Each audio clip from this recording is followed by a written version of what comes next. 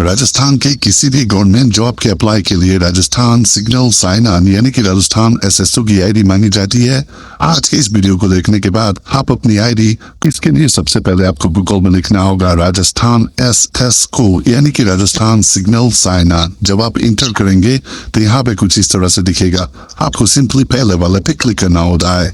उसके बाद सीधे आप इसके ऑफिशियल होम पेज पे आ जाएंगे।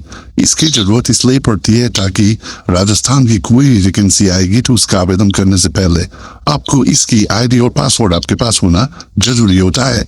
यहाँ पे अगर आपके पास पहले से आईडी पासवर्ड है तो यहाँ पे आपको अपनी आईडी डालनी होती है, नीचे पासवर्ड और ये कैप्चा कोड इंटर करने के बाद आप लॉग इन कर लेते हैं।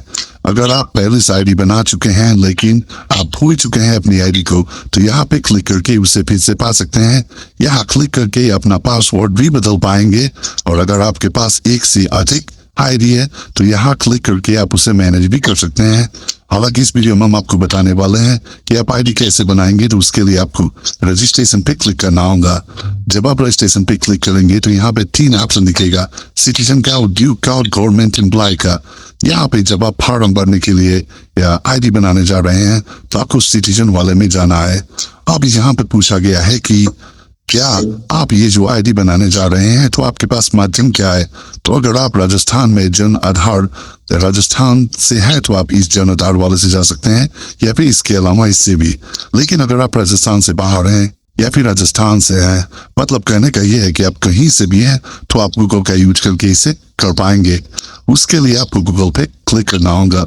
जो ही आप गूगल पे क्लिक करेंगे आपकी ईमेल आईडी को एक्सेस का परमिशन मांगा जाएगा और सिंपली आपको उसे अलाउ करना होगा। प्राइवेसी पॉलिसी पढ़ना चाहते हैं तो यहाँ जाकर के आप इसकी पूरी पॉलिसी को आसानी से पढ़ सकते हैं। थोड़ी देर प्रोसेसिंग के बाद यहाँ पे आपको एक यूजर नेम ऑटोमेटिक दिखने लगेगा। ये आपके ईमेल आईडी से लिया गया है। अगर आप चाहें तो इसे चेंज कर सकते हैं। इसमें कुछ कंडीशन है, जैसे कि कम से कम 5 होना चाहिए, अधिकतम 20 अंकों का हो सकता है, एक कैपिटल होना चाहिए, एक डिजिटल अंक होना जरूरी है। अगर आप चाहें तो इसे चेंज कर सकते हैं अपने मुताबिक। अब बारी है पासवर्ड की। यहाँ पे आपको एक पासवर्ड सेट करना है। यहाँ पे जब आप पासवर्ड सेट करेंगे तो नीचे आपको फिर से वही पासवर्ड डालना होगा। पासवर्ड जरूरी है कम से कम 8 अंकों का और एकदम 30 अंकों का हो सकता है। और यहाँ पे आपको स्पेस टैब ही सारे जो बटन है उसका यूज नहीं करना है। नीचे आपको मोबाइल नंबर इंटर करना होगा। अगर आप चाहे तो मोबाइल नंबर की जगह पे केवल ईमेल आईडी का यूज करके आगे बढ़ सकते हैं। तो यहाँ पे हमने पासवर्ड इंटर कर लिया है। अब सीधे हम नीचे जाकर के रजिस्टर वाले पे क्लिक करते हैं। जब आप रजिस्टर वाले पे क्लिक करेंगे थोड़ी सी प्रोसेसिंग होगी और आप एक नए पेज पे चले जाएंगे।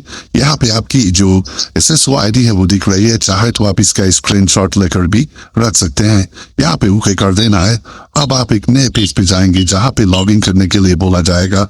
यहाँ पे आपको अपनी एसएसओ आईडी लिखना है और यहाँ पे वो पासवर्ड और उसके बाद ये कैप्चा कोड यहाँ पे इंटर करके सीधे लॉगिन पे क्लिक करना होगा। जब आप लॉगिन वाले पे क्लिक करेंगे तो थोड़ी सी प्रोसेसिंग होगी और आपको एक नए पेज पे भेज दिया जाएगा। जब आप नए पेज पे आएंगे तो यहाँ पे आपको अपना पूरा डिटेल भरना है, जैसे कि नाम, पहला नाम, लास्ट वाला नाम, आपका जो नाम है वो कैसे दिखेगा, यहाँ पे डेट ऑफ बर्थ यहाँ पे बताना होगा, जेंडर, यहाँ पे मोबाइल नंबर, यहाँ पे ईमेल आईडी और यहाँ जाकर के आपको अपना पूरा एड्रेस बताना है। यहाँ पे आप देखेंगे कि डिस्ट्रिक्ट और सिटी लिखा गया है। यहाँ पे अगर आप इन दोनों में से नहीं है तो ये दोनों भरने का ऑप्शन नहीं मिलेगा। आप चाहे तो अपना आधार नंबर दे सकते हैं, हालांकि ये अनिवार्य नहीं है। ये सारा डेटा भरने के बाद देखिए यहाँ से आपको स्टेट सिलेक्ट करना होता है और अगर आप चाहें तो अगर आपके पास कोई पुराना एसएसओ आईडी है तो आप उसको यहाँ पे डाल सकते हैं। इसके बाद यहाँ पे जाकर के नीचे आपको अपडेट करना होगा। उससे पहले आप एक बार जरूर देख लें कि आपने जो भी डेटा भरा है वो बिल्कुल सही है। अपडेट वाले पे आपको क्लिक करना है। यहाँ पे आप देखेंगे कि मैसेज आ गया है, ये आपकी जो फाइल है ये अपडेट कर दी गई है और वहाँ पे आए ओके बटन पे क्लिक करते ही है जो आपकी आईडी होगी ये कंप्लीट करने जाती है। यहाँ पे आप देखेंगे कि जब भी आपका कोई भी एप्लीकेशन राजस्थान से आएगा तो आप एप्लीकेशन वाले पे जो ही जाके क्लिक करेंगे आपका जो फॉर्म है वो दिखने लगेगा। आप बड़े ही आसानी से उसका आवेदन कर पाएंगे। यहाँ आपके सारे ट्रांजेक्शन दिखेंगे, यहाँ पे एप्लीकेशन का स्टेटस दिखेगा, यहाँ पे आपकी पूरी डिटेल दिखाई जाती है। तो इस तरह एक सिंपल प्रक्रिया का यूज करके आप अपने लिए राजस्थान की एसएसओ आईडी बना सकते हैं।